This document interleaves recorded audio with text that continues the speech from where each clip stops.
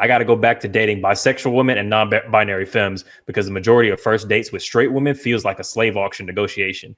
And I remember somebody else saying that like dating with straight women feels like a job interview to see how many gender roles you can fulfill for them. So that's the starting point of the conversation. And then this fellow replied, ever since I got this haircut, I've been pulling in joints more than I probably ever have in my entire life. Okay, I am grateful.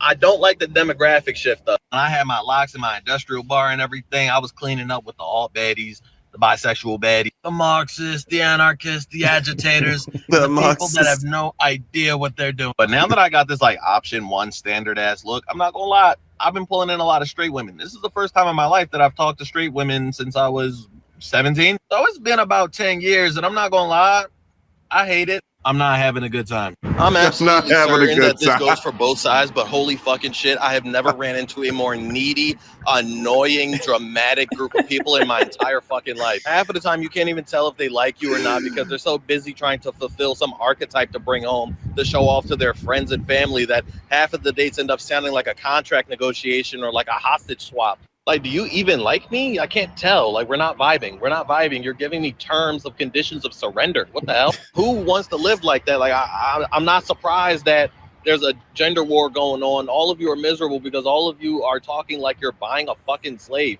Do y'all like each other? When was the last time y'all just had a conversation that was really cracking the fuck up? Or when y'all really got into like nerded out on some shit? Like, you know what I'm saying? There has to be a foundation for acquiescence. And they skip right past that shit. Not to mention all of them are quietly, wildly homophobic. It's weird. They bring it up out of fucking nowhere. And if you don't join in with them, then they sit there thinking that you will actually leave them for a man one day. And I'm like, what if I'm just not a piece of shit? Also, they're all still very weird about sex. Like, I thought we had gotten past that, grew out of it in high school, but I guess not. It's like a strong point of pride for them to come off as somebody that just doesn't fuck. And that's kind of weird the same way it's weird for like when dudes really want you to know that they don't buy women anything. I don't spend a dime. It's like, okay, that's kind of, you don't have to, but it's weird to be this emotionally invested in it. Every single thing that I thought it was just naturally what two people that were attracted to each other would end up doing ends up being commodified and turned into bargaining chips. It's exhausting.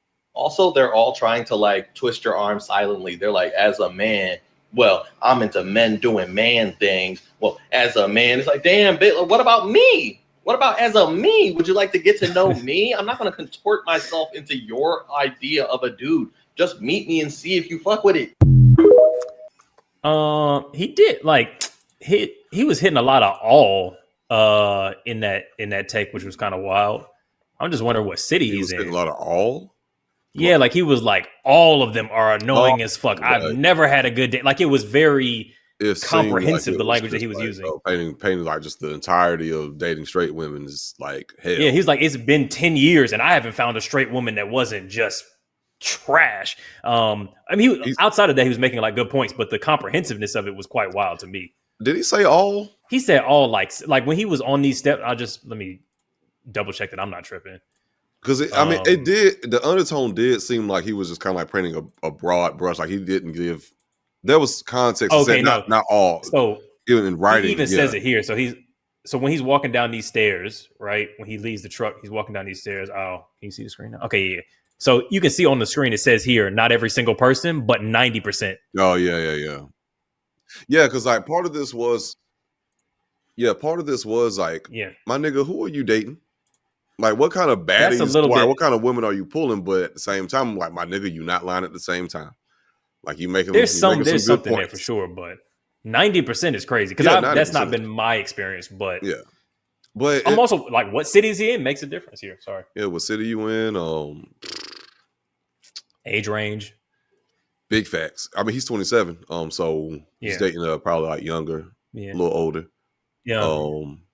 But I have literally experienced every point what he was talking about. Like, while that might not be the overall experience, but it's like, my nigga, yes, that's how I be feeling. That's how a lot of men be feeling. Yeah. But again, you can't say that shit as a straight man because you automatically get, like, why you victimizing yourself? It's like, you have the right to express your own, like, as a man, why you having feelings, honestly? Or your own experience. As a man, why do you want to be seen by your romantic partner?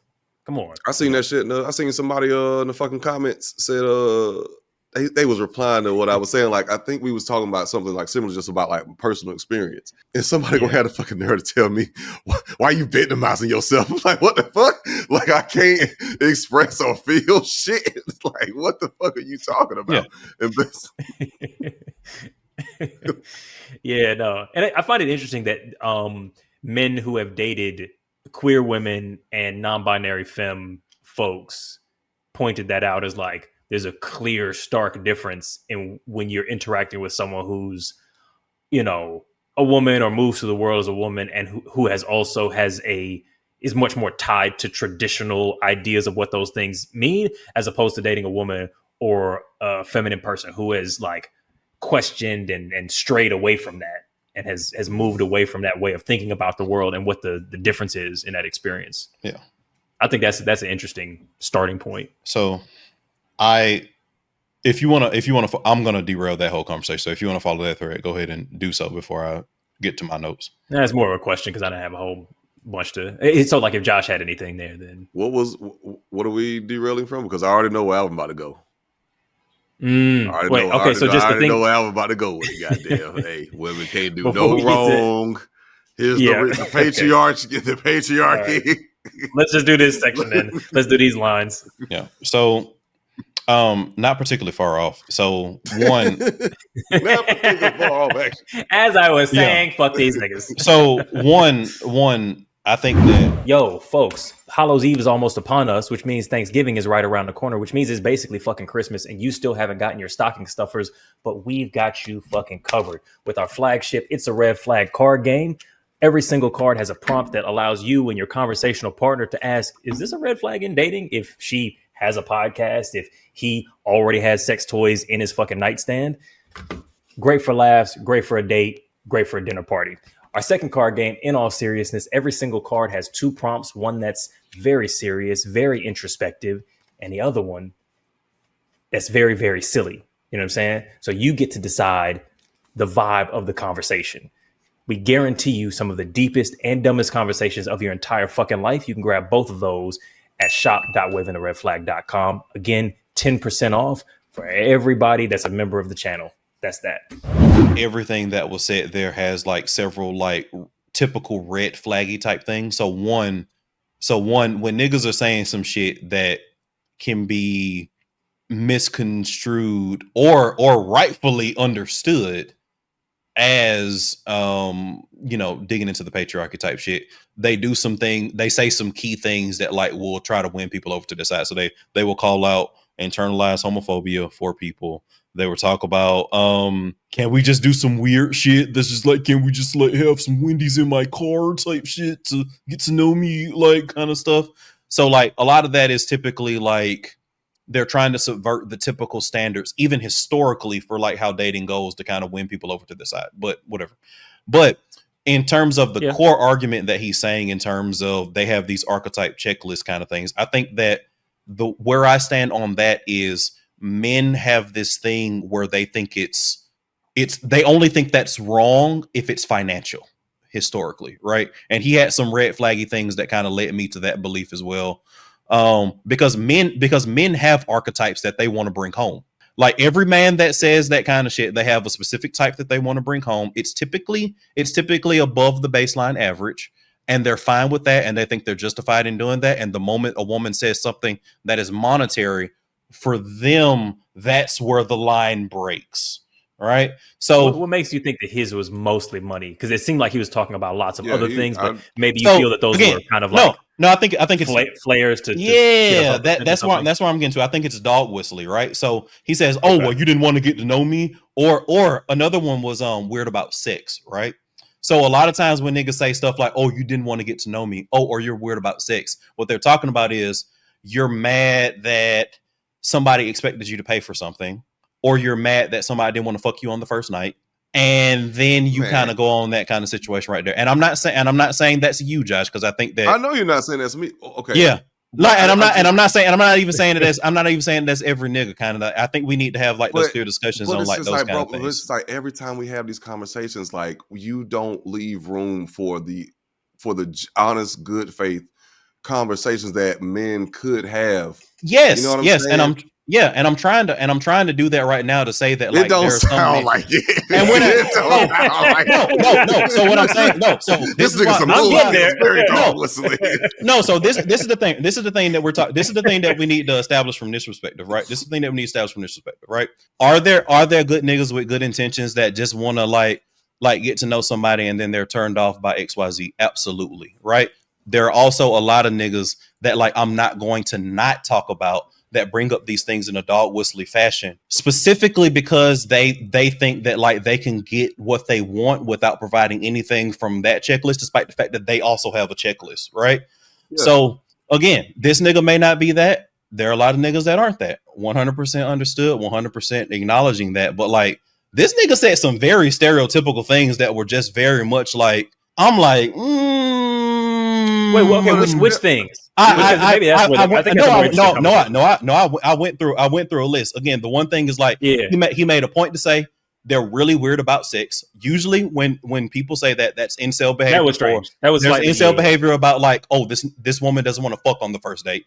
Again, when niggas say like, oh, you don't want to weird out with me and like just talk about like this, that's some shit where they're trying to say like, I don't want to spend money. I want to Netflix and chill. And like a woman may want to be wooed a little bit in a way that provides that.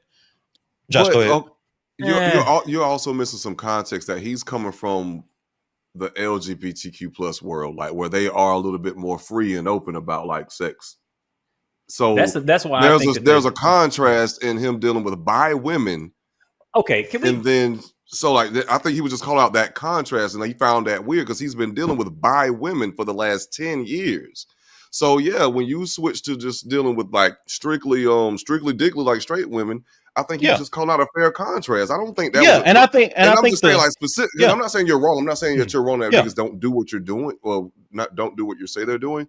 But in terms of just this message, and we're talking about this video, in terms of staying on, I don't think just before you reply, Alvin, because this is core to, and I think a more interesting line. This is what my initial question was that we like derailed from to kind of have the same conversation we've had before. Exactly what Josh just said. I just want to re-highlight it in the way that I had phrased it, which is in the past, he was dating a type of woman that was aligned with his, like what he was expecting from partnership. Now he's not. So it's like there are plenty of women in his own view that aren't these problems. That feels like a key element that I'd like to see integrated into what it is that you're saying. Yeah. So like my point is like by his checklist of what he wants, right? He has an archetype. Yeah. He has an archetype. Yeah. Most men has a standard. Most men have an archetype, right? He seems to have a problem with the women that he currently feels like he can attract, mostly based on whatever, his change in look or whatever, all this kind of stuff. He has a problem with their archetype. So my point ultimately is that I think that it's weird that a lot of men have their very clear like cutoffs for what they want. And then the moment it becomes a financial archetype or like a sexual archetype that like doesn't fit into their mold, it's automatically problematic because he's specifically presenting this straight woman archetype and what they're looking for as a problematic thing. He's not just saying like, I'm fucking up, like, it doesn't fit. Yeah, he's not saying that I'm incompatible with who I'm. Yeah, he's saying that what they're doing is a problem, right? And he's saying it for things that I feel like have red flaggy kind of things. That's the same thing. That's my point. Yeah, but that's my point, right? It's the same thing. You didn't let me finish what I was about to say. I mean, yes, go ahead. Do you know what I was about to say? Do you know what I was about to say? Because I don't think you do. Also, Josh, I just want to say, like, and we can have this conversation, but in the free flow of conversation, I was talking and you jumped in. So yes, I'm going to let you finish. Exactly. So I'm going to let you finish. I'm going to let you finish, but I was talking and you jumped in. But continue. No, continue. I was just going to say that's the same thing that like I see like LGBTQ plus people like say about straights all the time. Like, why are y'all doing X, Y, and Z? It's not going on. This isn't going on in our dating sphere. Like, that's the same shit that they say about us. That he's calling out like this might not be the most healthiest way to go about conducting dates. Because we don't do this over here, and we don't have necessarily these particular problems that y'all are facing. That's what I was about to say. But again, my apologies for cutting you off. Yeah, and again, I do want to take that point since this will probably get cut. But like, I do want to say that like we can have a conversation in the free flowing aspect of what a podcast is without doing this like, oh, I cut you off kind of situation, because you've expressed that as an issue, and I'm going to express it now like vocally as an issue that like I don't care if you do that, but like if you're saying like, oh, I cut you off, like don't do that when you just cut me off. So like let's just call a spade a spade. Free flowing conversation. Gotcha. That shit. You was talking before I cut you off. No, I'm good. I'm good. Okay. Just expressing myself. Yeah. That's a bit. My fault, G. But yeah, can y'all hear me? That was the same. You know, them niggas would be doing the same. No, I think that's. I think your point was great. You know what I mean. So, because again, it's just when we have these conversations, like it's like for sure. Because we call a spade when it comes to men, and like all the shit that men do terribly, and like even like reflect on our own actions when it comes to dating, interacting with women, and all this other shit. But it's like, gangs, like, can we have one conversation where it's just strictly country club? It's like, hey, we're facing this issue. It's a legitimate issue. It's a legitimate thing. Like, hey, maybe if some sane niggas come to a point of like having a conversation around what could be better in dating, how can we approach dating better without saying, well, nigga, it's your fault somehow. Like it's some men's fault. Like all these niggas be doing this. Like we're not talking about that. You know what? Mm-hmm. I think that core to this is like, it's not even necessarily like good faith or niggas being good or any of that. It's like, I think it is something core in what Alvin has said, which is that there are some standards that people have that are fucking dumb and bad. For like, sure. All archetypes are not created equally. So like, yes, everybody has the things that they're attracted to. There are things that if you go, this is what I'm looking for from a partner, that we can say unequivocally, that's bad. If you're a man looking for a certain thing from women to meet a certain norm, generally speaking, that's bad, especially when it comes to gender expectations, roles, shit. And I feel like that's core to what this is, which is, do we think that any of the standards that some, because I think 90% is crazy, but that some straight women have are bad? Not that they just exist and cool, or there are plenty of archetypes. Everybody has archetypes. Some are more justifiable than others. That's the core question. And it seems like what you're saying is that they're not. Like expecting a man to pay for a date, fine, in your view. I would maybe disagree, but that seems like the core conversation that maybe we're kind of sort of skipping past in a way. Well, I'll say and Alvin, I think has like a keener nose for like this, for like those dog whistly moments. But I was looking for it, and I'm like, okay, well, a lot of the stuff he's saying sounds pretty reasonable, but maybe I'm just a ain't shit nigga. You know what I'm saying? I got a penis. I don't know, baby. Goddamn.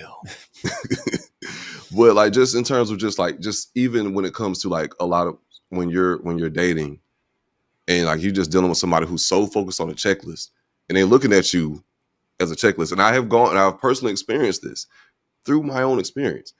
It's like, okay, and I've talked about this on the pod plenty of times. It's like, okay, we having a good time. Like I'm making sure the vibes is cool, but in terms of the actual meat of the conversation, we're talking about you and what you want and what you are looking for, which is fine. But it's like, you're not actually taking the time to get to know me. You're just following my vibe and thinking that fits into your checklist. Yeah, I'm tall. I got a beard. I got whoop whoop. You know what I'm saying? I got a car. I got a job. Like all that other shit. But you're not actually getting to know me as a person. You're not taking the time to actually get to know me and figure out, do you really like me as a person? Do you like the idea of me and what I look like, the idea of me, and how that represents your checklist to what you can take back to your family? Do I have good genes? Can I put a baby in you? Am I ready to have a baby? All this other shit that takes precedence over, can we actually build a life together, a real life together with a solid foundation? Fuck your checklist. For one second, I mean, we're not even fuck your checklist, because I mean, a checklist is there for a reason, but sometimes people take that shit a little too far, and then their checklist is filled with shit, superficial shit that don't matter 1 year down the line, 5 years down the line, 10 years down the line, 20 years down the line. It'd be a lot of superficial shit. And it's like, you're not really digging into the meat. And I understand a lot of niggas don't have the mentality, so maybe that's probably why I get so offended when I hear like shit like this and like not being able to express these thoughts. Is because I do. And I know a lot of niggas that do have it, but you know, I ain't women and I don't date niggas. So I don't have to deal with it. But it's just like, gang, like it's frustrating, but it's gotta be extremely frustrating for women too. So I can see that point, absolutely. But it's like, when it's time to listen, please listen. And don't shut a nigga out when he's just talking like common sense or like genuinely expressing something. You know what I'm saying? Instead of just like, oh, why the fuck you expressing emotions, bitch? You know what I'm saying? Or just like more than one thing can be bad in an ecosystem at the same time, which is very true. And I think I do think. No, go ahead. Yeah, and I think that to Eddie's initial point, that I do think that women have things on their checklist that can be universally derided and universally bad. I also think that even within that context, that a lot of things that men deem as worthy on their checklist end up being, like, for example, and I think Josh gave a pretty good list of like what the average woman, you know, in our age range is looking for. Like, do you got a job? Do you got a car? Like, do you got a place to stay? Kind of stuff. Now, if I'm taking if I'm taking that thread further, right, and if I'm saying like, oh, can I build a life with you, right? If that's something that like is important from that checklist in 2025, am I going to build a life with somebody who doesn't have a car, who doesn't have a job, who doesn't have a place to stay, who doesn't have a certain level of education, right? So what people do in these certain situations is they're building a checklist that are proxy measures for how they can build a life like from those perspectives, right? Mm-hmm. And so that's point one. Point two is also like I think Josh is a much more understanding like person than I am. I do have like what I think is a list that may even blend into like the ain't shit list, right? Like I have very specific requirements for what I look for in a partner. Like I have a checklist, right? So my whole point from that perspective is like I don't necessarily think that anybody else having a checklist is bad, because I think that when niggas really boil it down to, when niggas are really real with themselves, you got a checklist too, my nigga. Yeah. Like you understand what you want too.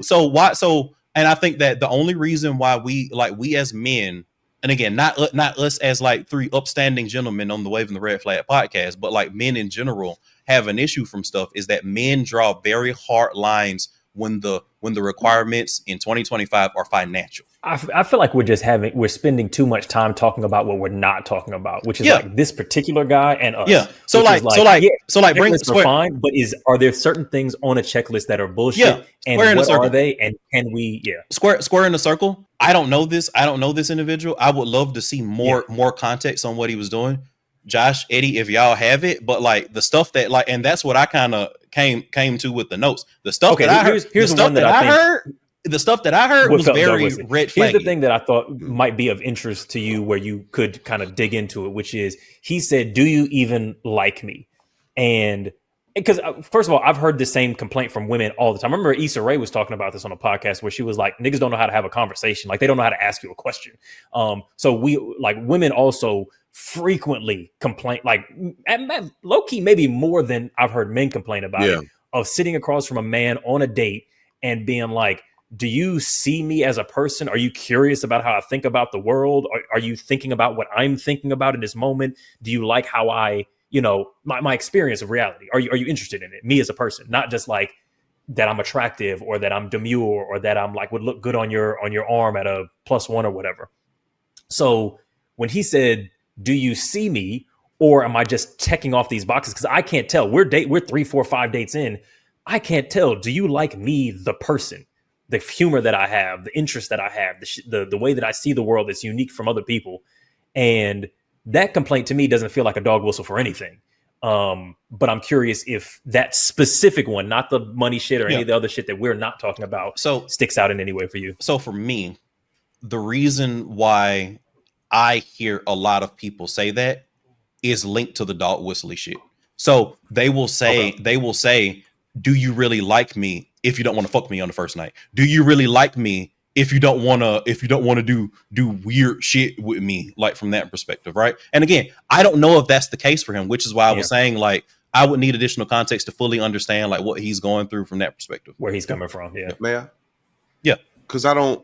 The reason why like that didn't even register to me, because like he gave like a blip to say that was like he didn't really care about fucking on the first night or not, because he just said like women, some of the women that he's dated has talked about sex like holding the pistol to the pussy, like how some men say I ain't spending no money on no women. It's like, okay, it's cool if you don't want to, or if you do, but like, all right, Like it's not that serious. Like I'm not pressed either way.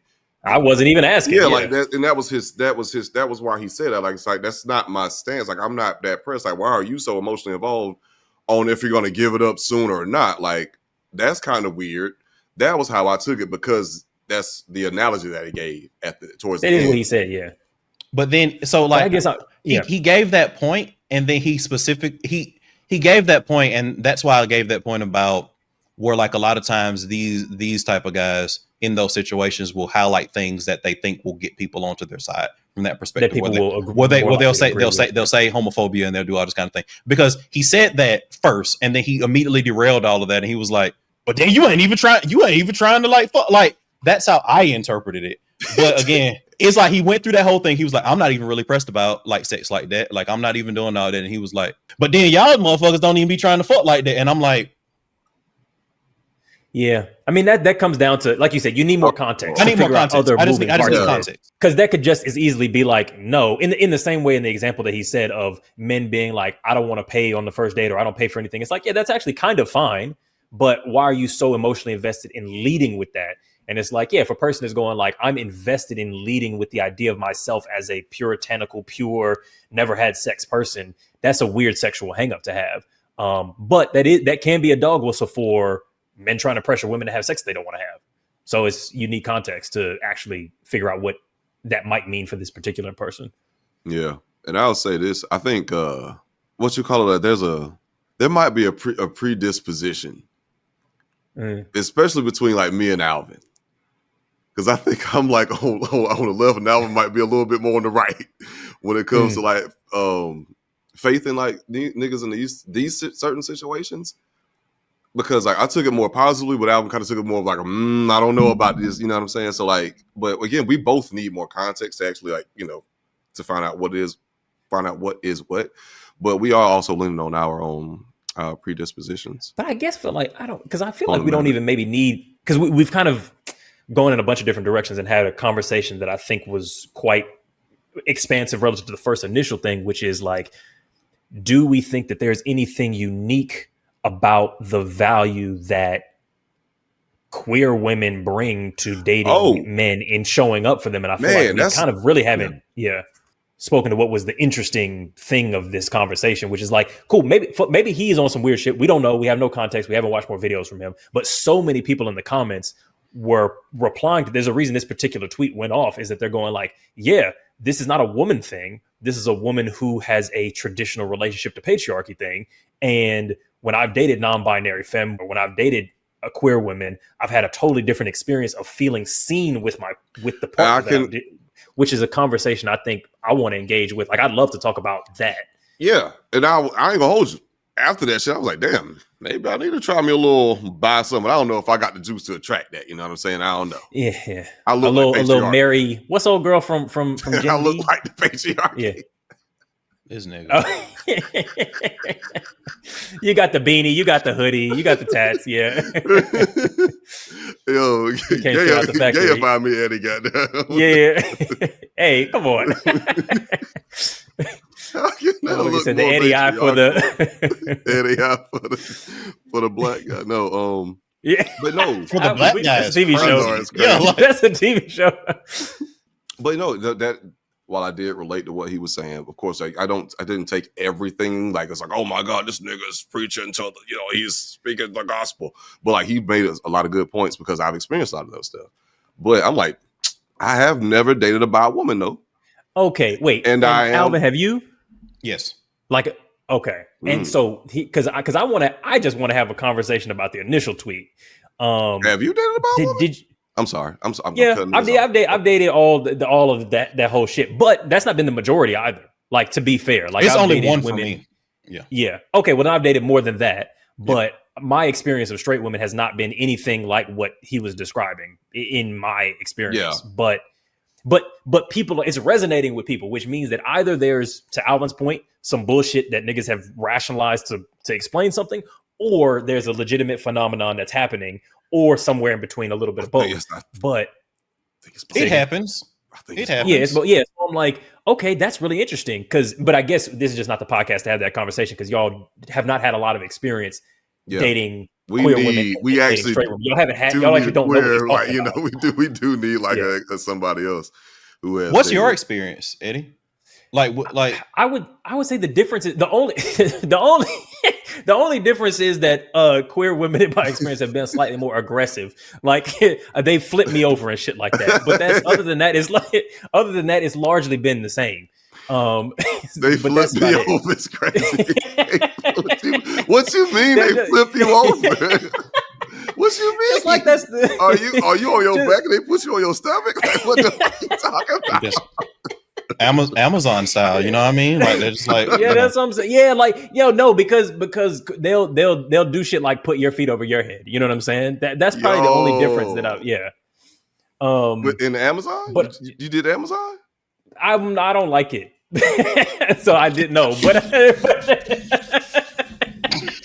nigga said. This nigga said, "No, I don't like it."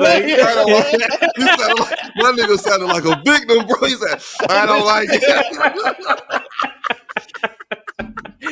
Oh shit! Now we not making pineapples. No, pineapples. I'm sorry that happened to you, bro. I'm sorry that happened to you, gang. It's a safe space, goddamn. No, man. Once she start buckling on the penis, I'm like, okay, no, we gotta. I'm good. We not making this nigga feel psychologically safe at all, man. Like, I'm sorry. I'm so sorry. Okay, because y'all are coming from this of a place of men who have only dated like straight women with maybe one exception in there. So I feel like y'all not even the people to have this conversation. Legitimately, which now makes sense why y'all went that direction of like, I don't know shit about this tweet. Let's just talk about straight women. But I think, that's been it. But I don't know if that's because it's also you're always the common denominator. So I'm like, I don't know if my experience of because if I'm dating straight women and I'm dating queer women, dating the straight women they're the type of straight women who are dating a nigga that is dated by queer women. So that's already a super biased sample. You know what I'm saying? Like I'm pre dread cut. So I don't even know if I'm sampling for the right thing to like, it's not like I have two different markets. It's one market that includes both. Whereas he's in a really rare situation where he's like, I was really attracted to queer women and non-binary femme folks. And then I'm no longer attracted to that group and I'm attracted to this other group. And that's some different shit. So I don't know. He never said he wasn't attracted, but anyway, He was like, I don't have access to that queer group anymore. Oh, you used the word attracted. No, sorry, I said attractive. Oh, okay, my fault. Yeah.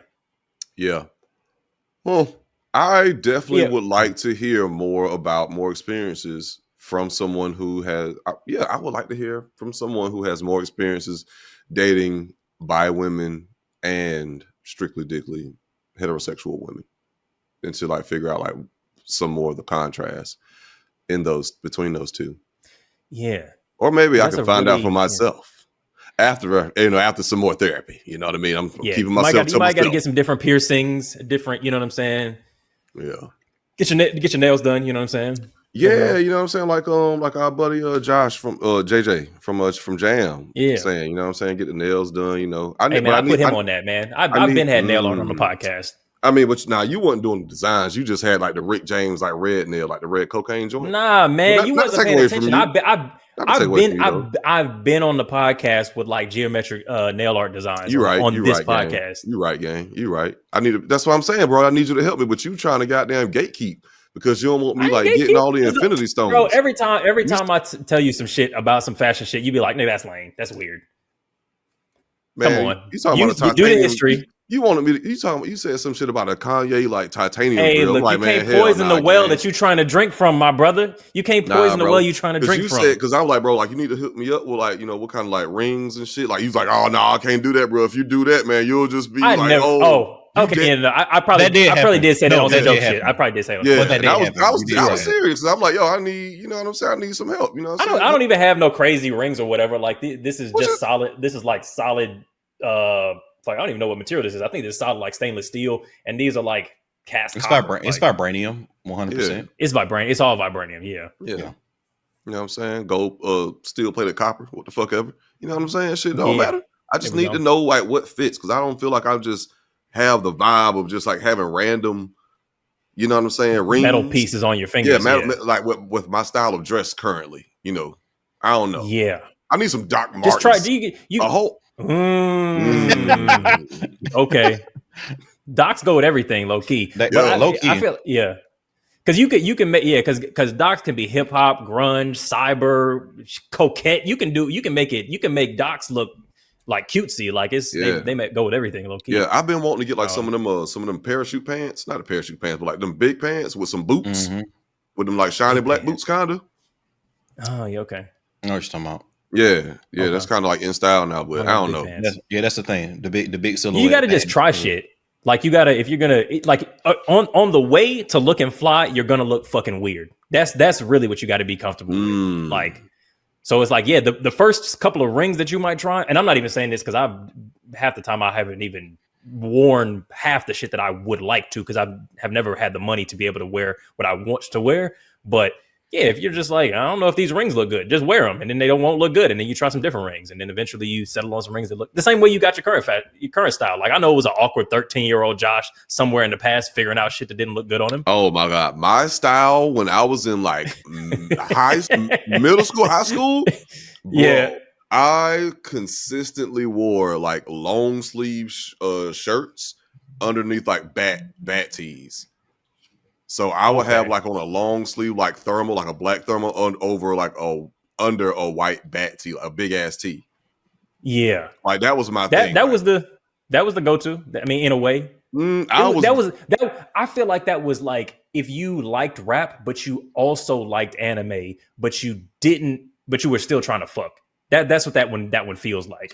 Were you in Tim's? Like, what kind of shoes did you wear with that? Oh man, it was bro. Like it was a little rough. I was wearing Forces. We was wearing Forces back in the day. Forces with that. Okay, interesting. Yeah.